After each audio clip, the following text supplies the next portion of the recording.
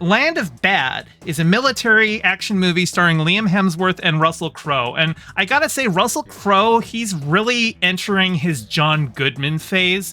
Like, I could have totally seen his character be played by John Goodman like 20 years ago. But he plays a drone operator, so he's like on an Air Force base. You know, he just sits down in front of a computer to run ops and everything like that. But Liam Hemsworth plays a JTAC, who's basically they're the on-the-ground coordinator for all this stuff.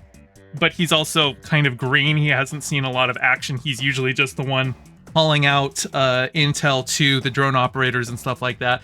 But it's a movie about an operation that goes bad and his team gets wiped out, and so it's just him having to, you know, contend with being in hostile territory, and Russell Crowe's character on the line with him. And Russell Crowe's character is kind of this very interesting, like, he's a very particular kind of a person who is a little grating to everyone around him, and like when you look at, like, he's Russell Crowe's age, and so you would expect somebody like him to be like a general, but he's still a captain because he's been so acerbic. He hasn't really advanced, and so he's kind of that kind of I almost wanted to say he was like autistic coded. I don't know if he was autistic intended to be, but that's kind of how his character came across. But I actually thought Russell Crowe's character was probably the best thing in this.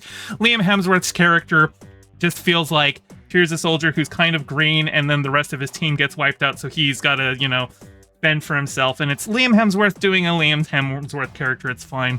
I did like his character's arc, though, because at the beginning of the movie, he's talking about how with the increased technology that the military has, how it's like taking the barbarism out of war, which another guy just tells him, is like, nah, come on, that's just it's distancing you from it, but like war is barbarism and you can't get away from that. And the film kind of hammers that message home, because as the film progresses, he starts losing more and more of his technology till the end he's like literally killing people with rocks.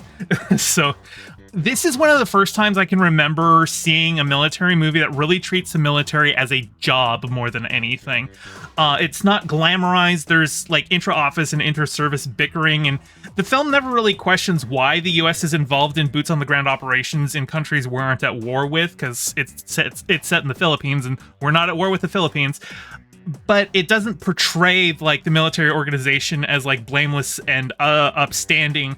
But that also might just be because the film is from like has kind of an individualistic bent. Like, it's the main characters who succeed despite the inefficient bureaucracy and the uncaring other members of the military. You know, one of those kind of stories.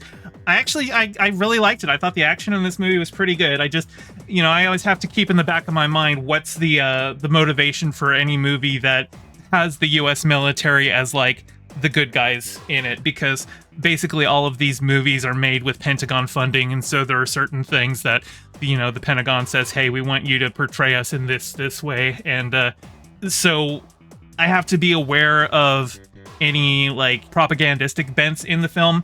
But just on terms of the technical level and some of the story themes, I've actually thought it was a pretty good movie. If you want to watch an action movie, it's pretty good.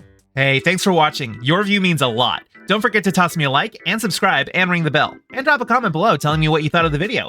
I stream Mondays and Fridays at 5 p.m. Pacific, so catch me live and join in on the convo. You can find all my socials in the description below, and thank you to all my patrons, with a very special shout out to my Whale Shark tier patrons Ryan D and James Knight, and my Anemone Friend tier patron Piftle Cakes. Your support means the world. Catch you next time.